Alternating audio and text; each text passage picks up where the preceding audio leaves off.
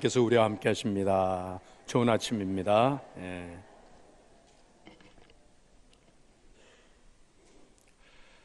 우리 사람이 살아가면서 사람으로서 반드시 지켜야 될 삶의 어떤 가치나 도리를 일컬어서 우리는 도덕이다 혹은 윤리다라고 그렇게 표현을 합니다.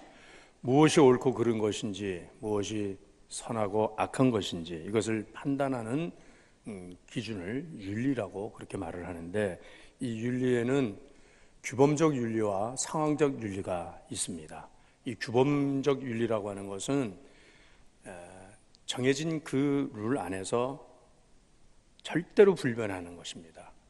그래서 시대가 아무리 변해도 어떤 세대 가운데서도 어떤 문화에서도 그것은 규범적 윤리라고 말하고, 그리고 또 우리가 매일매일 살아가는 내 삶의 환경 가운데서 내 형편과 처지를 따라서 그것을 따라서 또 그 윤리가 어떻게 적용이 되느냐라고 하는 것에 대해서 그것을 또 판단할 때 그것을 상황적 윤리라고 그렇게 또 말을 합니다. 이것이 늘 충돌을 합니다. 특히 우리 그리스도인에게 있어서는요. 우리 그리스도인에게 있어서는 이 규범적 윤리라고 하는 것을 우리는 하나님의 말씀, 계명, 율법 이렇게 하지 않습니까? 이것은 불변입니다. 그런데 이것을 우리 생활 속에서 우리가 실천하고 적용하고 그렇게 살아갈 때 현실적으로 정말 이것이 부딪히고 갈등을 일으키는 그런 상황들이 생기는 거거든요. 예를 들자면 이것입니다. 여러분, 살인하지 말라. 이거는 규범이죠. 정확한 겁니다. 이거는 절대로 불변한 거. 살인하지 말라는 것. 그렇지만은 여러분, 일제 항거에서 이등박문을 암살한 안중근 의사를 우리는 살인범이라고 말합니까? 의사라고 말합니까? 그는 살인했잖아요. 그렇죠? 근데 우리는 그가 살인범이라고 말하지 않고 우리 민족을 위해서 애족의 그러한 의로운 일을 한 사람이라고 그렇게 지금도 우리는 안중근 의사를 그렇게 존중하고 있지 않습니까? 적군과의 전투에서 적군을 향해서 총탄을 퍼붓는 일, 그들을 죽여야지만 우리가 산다라고 하는 거야. 그러면 우리는 그렇게 해서 얻는 승리가 하나님 앞에서 우리는 어떻게 정당화할 수가 있는 거냐 이 말이죠. 이게 이제 이런 게 고민스러운 거거든요. 그래서 이제 상황윤리라는 말이 나와요. 그 상황이 어떠하냐에 따라서 그 말씀을 어떻게 해석을 했고 어떻게 적용을 하고 실천하느냐. 성경에서도 이런 이야기들이 많이 나오죠. 여리고성에 이스라엘의 이 여호수 군대의 두 정탐꾼이 먼저 여리고성으로 들어가지 않습니까? 그럴 때에 그 여리고성의 그 기생 라합은 두 이스라엘의 군인을, 그 정탐꾼을 옥상에다 숨겨주지 않습니까? 그리고는 여리고의 군인이 그 집으로 쫓아 들어왔을 때에 뭐라고 말합니까? 거짓말하지 않습니까? 지금 저 길로 갔으니까 빨리 쫓아가면 당신들이 잡을 수 있을 거라고. 여러분, 거짓말하지 말라고 한 이 하나님의 말씀이 있는데, 이 라합은, 기생 라합은 예수님의 족보에 올라가는 이러한 이 여인이 됐다는 것입니다. 이런 일들이 많이 나오죠. 예수님께서는 안식일을 거룩하게 지키라고 하는 그 계명에 따라서 안식일에 아무것도 하지 말아야 된다라고 하는 이런 전통적인 저들의 규범을 어기고 예수님께서는 안식일에 병자들을 고치지 않습니까? 밀밭 사이를 가면서 제자들이 그 밀을 따서 막 먹고 하는 이런 일들을 할 때에 율법주의자들에게 얼마나 비난을 당합니까? 저들은 율법을 파괴하는 자라고 그렇게 비난을 받습니다. 여러분, 우리가 신앙생활을 하면서 하나님의 절대적인 말씀, 이 불변의 말씀을 우리가 받을 때에 우리가 그 말씀대로 그렇게 그대로 1.1핵이라도 우리가 어기지 아니하고 그대로 순종하면서 살아야 되는데, 사실 그렇게 하지 못하는 우리의 모습들이 오늘 여기 본문에 읽은 사울왕의 모습을 통하여서도 볼 수가 있는 것입니다. 이 사울왕은 오늘 본문을 여러분들한테 설명을 안 해도 이 내용이 무슨 내용인지 아시지 않습니까? 한마디로 말하면 제사장만이 드릴 수 있는 그 제사를 사울이 대신 그 제사를 드렸다는 거예요. 사울이 이스라엘의 초대 왕으로 세워져서 한 2년이 지나가는 동안에, 그동안은 나라가 평안했었습니다. 사무엘 선지자 때에 블레셋과의 평화 협정을 가지고서, 그리고서는 블레셋이 이제 이스라엘을 괴롭히지 않았습니다. 그런데 이제는 나라가 세워지고 또 왕이 세워지고, 그러니까는 이 블레셋이 다시 이스라엘을 건드리기 시작하는 거예요. 그래서 이 왕의 즉위한 지 2년 만에 블레셋 대군이 침공에 들어오는데 그 수가 어마어마합니다. 병거가 3만이고 마병이 6천이라고 했습니다. 그리고 블레셋의 그 백성들의 수는 바다의 모래처럼, 그 엄청난 대군 앞에서 이 사울이 할 수 있는 일은 고작해야 사울에게 있는 병사 3천, 그것도 1,000명은 자기 아들 요나단에게 내어주고 2천밖에 안 되는 이 병사를 데리고 이 큰 싸움을 어떻게 할 수 있겠습니까? 그는 길갈에 머물고 있는 사무엘 선지자에게 사람을 보내서 급히 이곳에 이 길갈로 와서, 이곳에 와서 이제 우리를 위하여 하나님 앞에 제사를 드려달라고 그렇게 사람을 보내서 요청을 해요. 사무엘 선지자가 일주일 있다가 내가 가겠다고 약속을 합니다. 왕은 이 정말 목전에 지금 다가온 이 블레셋의 이 침공 앞에서, 그리고 백성들은 그들을 보면서 두려워서 저들이 막 도망가기 시작했다는 거예요. 그 엄청난 블레셋의 그 대군들 앞에 이스라엘 사람들이 6절 말씀에 보면 위급함을 보고 절박하여서 굴과 숲풀과 바위 틈과 은밀한 곳과 웅덩이에 숨었다는 거예요. 나가 싸울 생각을 전혀 못하는 거예요. 그리고 어떤 사람들은 너무나도 위급해갖고 아예 요단강까지 다 건너가 버렸습니다. 이제는 나라가 세워진 지 불과 2년밖에 안 됐는데 이 나라는 이제는 풍전등화예요. 이제는 나라가 그냥 도로 주저앉을 이런 상황이 됐습니다. 하루라도 빨리 사무엘 선지자가 달려와서 그 백성들을 안돈시키고 하나님 앞에 제사를 드려줘야 되는데 이 사무엘 선지자는 오지 않습니다. 기다린 6일 7일째가 되었는데도 사무엘 선지자가 오지 않자 이 사울은 이제 어떻게 해야 되냐, 할 수 없다, 내가 하나님 앞에 제사를 드려야겠다라고 해서 그 사울 왕이 하나님 앞에 번제를 드리지 않습니까? 그 번제를 드리자 곧 사무엘이 당돌한 거예요. 요즘같이 핸드폰이 있었으면은 조금 내가 이거 더 다시니까 좀만 더 기다리라고 아마 그렇게 했을지도 모르겠지만은 바로 요 목전까지 왔는데 그 짧은 시간만 더 기다렸으면 됐는데 그걸 기다리지 못하고 이 사울이 스스로 번제를 하나님 앞에 드린 이 상황이 되고 말았다는 것입니다. 사무엘 선지자가 왕이 번제를 드린 이 일에 대해서 지금 사무엘 선지자가 사울에게 묻지 않습니까? 왕이 무슨 일을 했냐고, 무슨 일을 한 겁니까? 라고 했을 때에 이 사울이 뭐라고 대답을 합니까? 내가 부득이하여 12절 말씀이죠. 자, 우리 한번 12절을 한번 읽어보시겠어요? 자, 시작.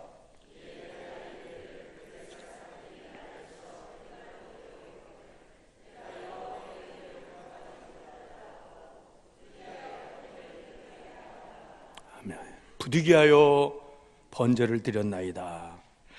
자, 부득이하여라고 하는 이 말은 내가 할 수 없어서, 나에겐 다른 방법이 없어서 어쩔 수 없이 내가 이 제사를 내가 드렸습니다. 그러니까는 사울도 분명히 이 제사는 제사장인 선지자이며 제사장인 사무엘이 하나님 앞에 집례를 집전해야 된다는 걸 알고 있었습니다. 그렇지만은 내 상황이 너무나 급박했기 때문에 나는 내가 하나님께 내가 이렇게 제사를 드렸습니다. 여러분, 잘한 일입니까? 책망받을 만한 일입니까? 여러분은 어떻게 생각하세요? 저 같았으면 왕이여 잘했습니다, 왕이 하나님 앞에 제사 드린 거 너무 잘했다고 그렇게 어쩌면 칭찬을 해줄 수도 있는 거 아니겠습니까?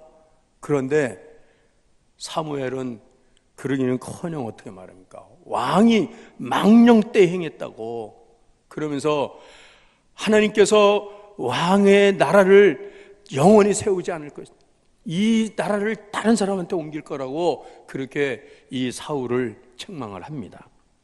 여러분, 인간적으로 보자고 하면은 내 형편과 내 처지나 내 상황으로 본다고 하면은 얼마든지 충분히 이해할 수 있는 일이에요. 어쩌면 왕으로서 그는 당연히 그렇게 해야 되는 거예요. 왜냐하면 이 나라가 이 지금 풍전등화에 있는데 오직 도를 이는 하나님뿐이라고 한다고 하면, 제사장이 안 왔다고 하면 왕이 마지막 책임을 져야 되니까 내가 하나님 앞에 제사를 드립니다 라고 그렇게 얼마든지 변명을 할 수가 있는 거예요. 그렇지만은 오늘 여기에 이 사무엘 선지자가 이 사울을 향하여서 왕이 망령때 행했다는 것, 이것은 무슨 뜻이겠습니까? 이것은 바로 이 사울 왕이 해서는 안 될 일을 했다는 거 아니겠습니까? 이 제사를 한다라고, 하나님 앞에 제사 드린다는 것은, 그것은 분명히 제사장만이 하나님 앞에 할 수 있는 것을 알고 있는 왕이기 때문에 그것을 끝까지 이 왕은 지켰어야 된다는 것이잖아요. 아무리 내가 상황이 어려워도, 아무리 내 형편이 어렵다 할지라도. 여러분, 우리 신앙생활을 하면서, 우리가 믿음 생활을 하면서 하나님의 법이 분명히, 하나님의 말씀이 분명히 이것이다라고 하면 우리는 그것을 지켜야 되는 거 아니겠습니까? 그런데 우리는 늘 우리 자신을 변명하고 타협하고 적당히 내 상황을 내가 하나님 앞에서 스스로 나를 정당화하는 것은, 하나님 내 형편이 이렇게 어려우니까 내가 주의를 지켜야 되는 거 분명히 알지만은, 내가 뭐 오늘 또 친척 결혼식도 있고 뭐 내가 해야 할 일이 많으니까 예배는 다음 주일날 가서 할게요 라고 하면서, 그러면서 주의를 지키지 않는 것, 예를 들면 그런 것 다 아니겠습니까? 내가 11조 생활을 해야 한다는 거 분명히 내가 알면서도, 하나님 지금 경제가 지금 어렵고 지금 빚이 이렇게 있고 애들이 뭐 달라는 돈 뭐 써야 될 돈 많은데 이거 11조 어떡합니까? 그러니까 다 경제적으로 형편이 나아지면 할게요 라고 하는, 이런 것들 다 상황이에요, 상황. 여기 오늘 이 왕은, 이 사울은 첫째로 하나님이 정한 그 질서를 그는 무시했다는 거잖아요. 왜? 내가 왕이니까 나는 얼마든지 내 마음대로 할 수 있다는 것이잖아요. 내가 내 마음대로 할 수 있다라고 하는 이 교만함이 우리가 신앙생활하는 데 있어서의 영적인 질서, 영적인 권위를 무시하고 그것을 무너뜨리는 그러한 우리가 죄를 범할 때가 종종 있다는 것이에요. 특히 우리 개신교의 평신도 신학에는 만인 제사장설이라고 하는 이런 교리가 있습니다. 루터가 베드로서 2장 9절에 이렇게 말씀하신 것을 가지고, 그러나 너희는 택하신 족속이요 왕같은 제사장들이요 거룩한 나라요 그의 소유가 된 백성이니 라고 하는 이 말씀을 가지고서, 왕같은 제사장이라고 하는 이 말씀이, 루터는 만인 제사장설을 주장을 했습니다. 모든 사람들은 다 하나님 앞에서 각기 제사장이 되어서 하나님 앞에 스스로 다 예배할 수 있다. 맞는 말씀입니다. 그런데 이것을 어떤 사람들은 오해하기를, 공동체 안에서조차도 모든 사람들이 다 예배를 집례할 수 있다라고 그렇게 생각을 함으로 인해서, 하나님께서 특별히 직분으로 맡겨주신 하나님의 그 권위로 인하여 세우신 목회자들에 대해서 그 직분을, 그 자격을 무시하는 이러한 이 모습들이 오늘 우리 한국 개신교회 안에 많이 있다는 것입니다. 목사 뭐 대단하냐? 설교하는 기술자지. 이 정도로 생각하는 이러한 이 평신도들이 오히려 이 하나님이 정하신 이 교회의 영적 질서와 권위를 무시하는, 무너뜨리는 이러한 이 일들을 오늘날도 행하고 있다는 것입니다. 만인 제사장 설이라고 하는 것은 하나님 앞에서 모든 성도가 다 평등하다는 것입니다. 목사도 평등하고 장로도 평등하고 모든 성도들 다 평등하다는 것입니다. 차별이 있는 것은 아닙니다. 그러나 직임에 있어서, 직분에 있어서는 하나님께서는 분명히 질서를 주셔서 하나님 앞에 공예배를 집행하는데, 공예배를 집례하는 데 있어서 공적으로 임명된 이런 이 목회자들이 집례해야 될 모든 예식이나 예배나 이런 것들까지도 평신도들이 그것을 하겠다고 하는 이러한 이 무질서함이 오늘 한국교회를 어지럽히고 있다는 것입니다. 우리는 하나님 앞에 언제라도 예수 그리스도의 중보자를 통하여서 언제라도 내가 하나님 앞에 나가서 예배할 수 있다라고 하는 그것이 루터가 말한 만인 제사장 설인 것이에요. 어쨌든지 여러분, 저는 오늘 이 말씀을 굳이 사울의 이 제사드림으로 신학적으로, 교리적으로 그것을 제가 이것을 문제 삼는 것이 않는다 할지라도 우리는 그런 거 몰라요라고 여러분들도 그렇게 말할 것입니다. 그러나 우리는 오늘 이 사울처럼 영적인 교만함에 사로잡혀 있는 우리의 모습은 어떤 모습이냐면, 나는 얼마든지 나는 내가 예배할 수 있으면 하는 것이고, 예배하고 싶지 않으면 안 하는다는 거예요. 내 형편에 따라서, 내 상황에 따라서 가서 예배 드리고 싶으면 드리는 것이고, 예배 드리고 싶지 않으면 안 드리는 거예요. 여러분, 이것이 오늘 사울이 내가 할 수 있고, 내가 할 수도 있고 안 할 수도 있고 한다는 것입니다. 오늘 우리는 내 마음에 따라, 내 형편에 따라 예배를 드리는 그것을 선택할 수도, 또 혹은 포기할 수도 있는 것이 아니라고 하는 것을 알아야 합니다. 어느 주일 아침 어느 가정에 40 중반의 아들과 노모와의 대화가 있었습니다. 이 아들이 노모님께 이렇게 말씀드려요. 어머니한테, 어머니 저 오늘 교회 가기 싫어요. 어머니가 그 말씀을 들으면서 왜 그러냐고, 왜 교회 가기 싫냐고 그러니까, 저는 3가지 교회 가기 싫은 이유가 있어요. 첫 번째로는 오늘은 주일 아침에 좀 늦잠 자고 싶은데 늦잠도 못 자고 또 일찍 또 이렇게 교회를 가야 되니까 너무 피곤해요. 너무 힘들어요. 자, 이유가 되겠죠? 여러분들 피곤하고 힘드니까 오늘은 예배 쉬자. 얼마든지 이해할 수 있습니다. 두 번째로는 교회 가서 예배 드리면은 성가대가 연습도 제대로 안 해가지고서 그냥 불협화음으로 그냥 여기서 삑 저기서 삑 그러고 그러는데 너무나 듣기가 힘들어요. 우리 할렐루야 찬양대는 얼마나 연습도 열심히 하고 영성 있는 찬양을 이렇게 하나님 앞에 우리가 은혜가 되잖아요. 그런데 그분의 그 교회는 아마 그렇게 하질 못했나 봐. 찬양대. 세 번째 이유는 장로님 기도는 왜 그렇게 긴지. 정말 미치겠어요. 그래서 어머니 저 오늘 교회 가고 싶지 않아요. 이 어머니께서 그 아들의 말을 들으시고 이렇게 말씀하는 거예요. 아들, 교회는 사람을 보고 가는 게 아니라 하나님을 만나러 가는 것 아니냐고. 두 번째로는 예배를 드리는 것은 우리 그리스도인에게 있어서 선택이 아니라 그것은 필수라고. 두 번째. 세 번째 이유. 세 번째는, 그리고 이 어머니가 말꼬리를 길게 늘어놓습니다. 세 번째는, 아들이 우리 교회 담임 목사니까.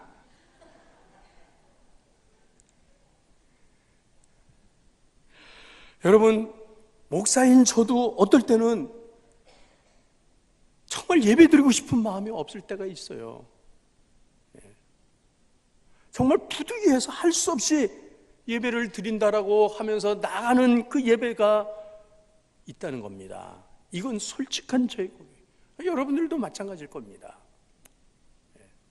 주일 예배 당연히 예배 드려야 된다는 거 압니다. 알지만은 그러나 오늘 바쁜 일이 있어서 오늘 또 모처럼 회사에서 야유회도 간다 그러고 또 오늘 동창회에서 또 등산도 간다 그러고 친척 결혼식도 있고 여러 가지 일.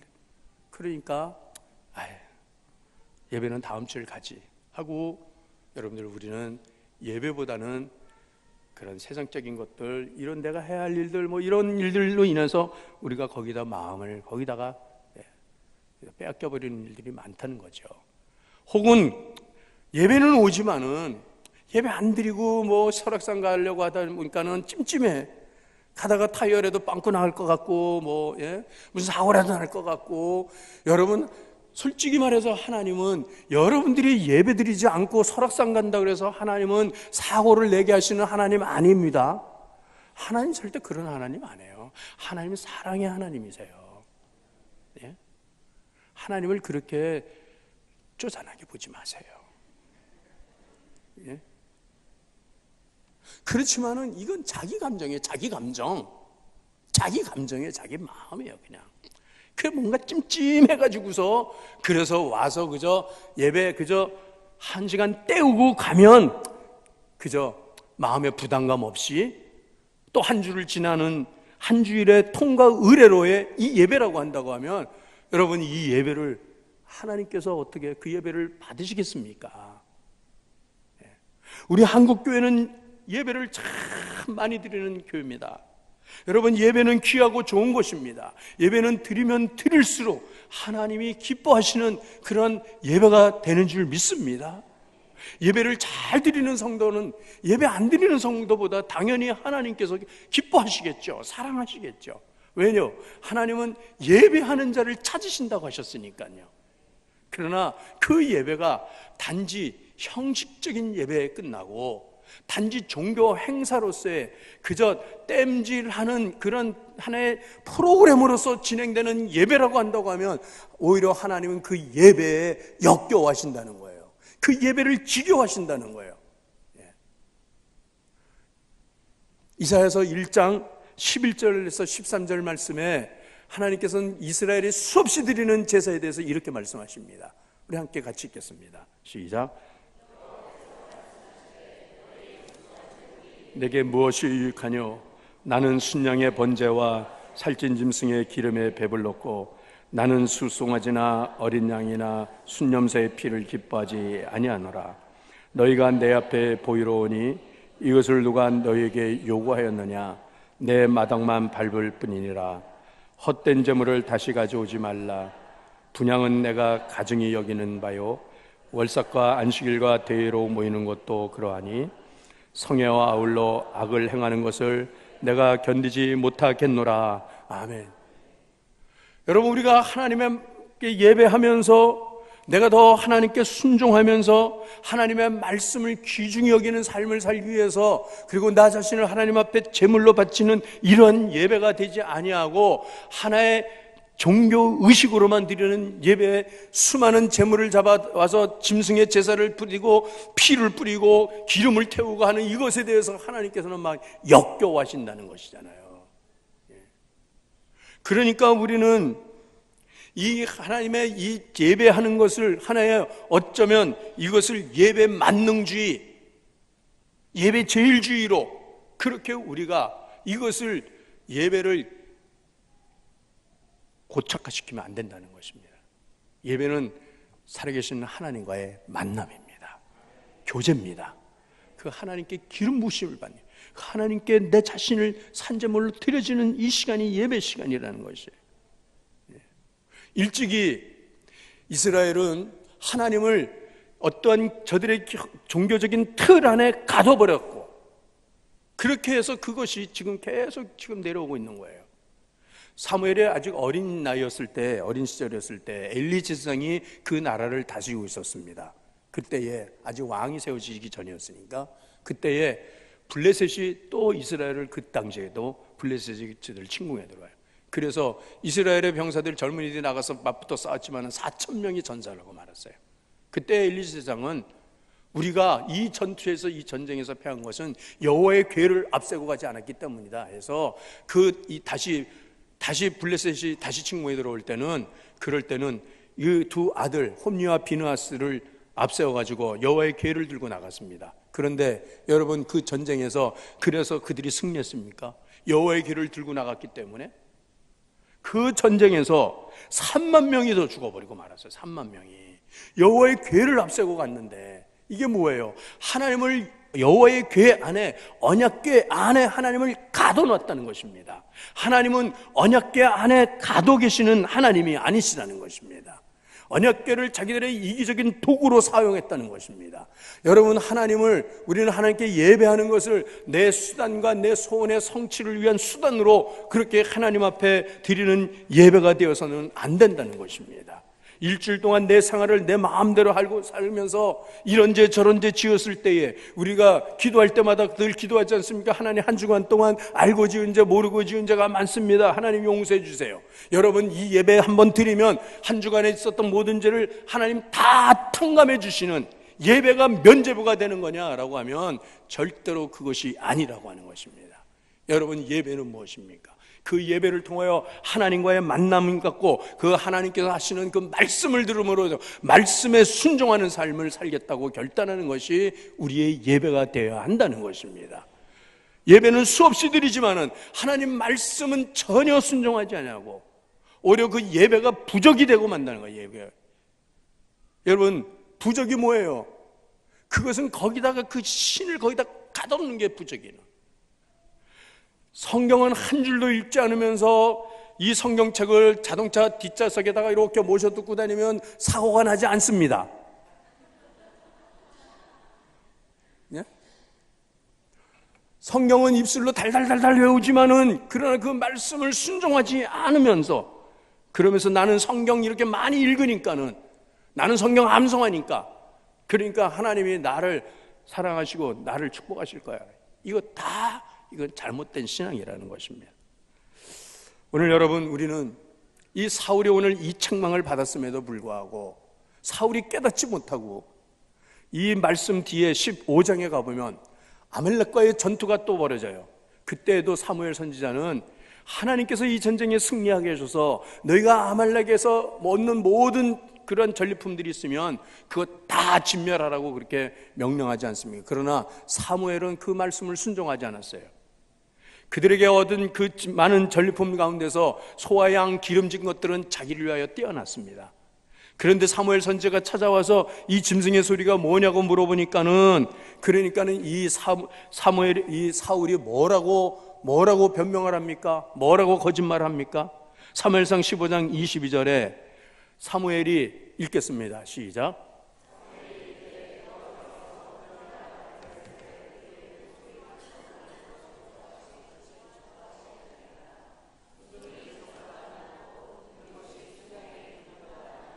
아멘. 순종이 제사보다도 낫다고 말씀하십니다.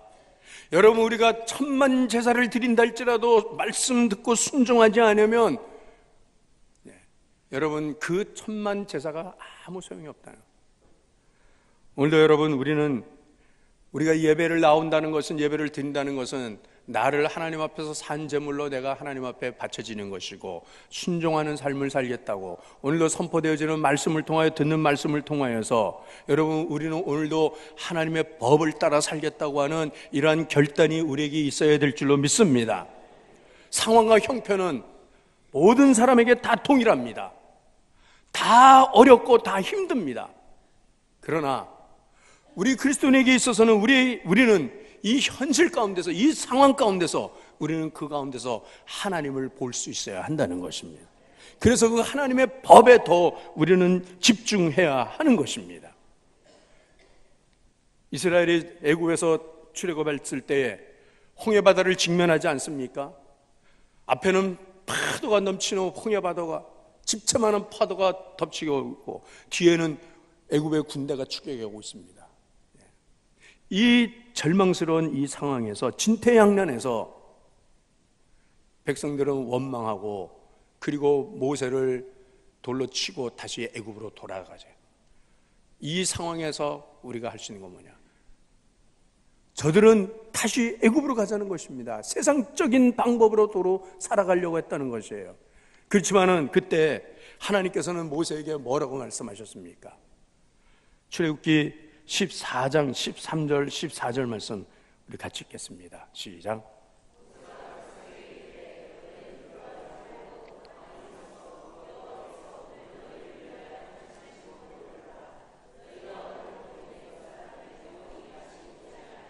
아멘. 여호와께서 너희를 위하여 싸우시니 너희는 가만히 있을지니라. 아멘.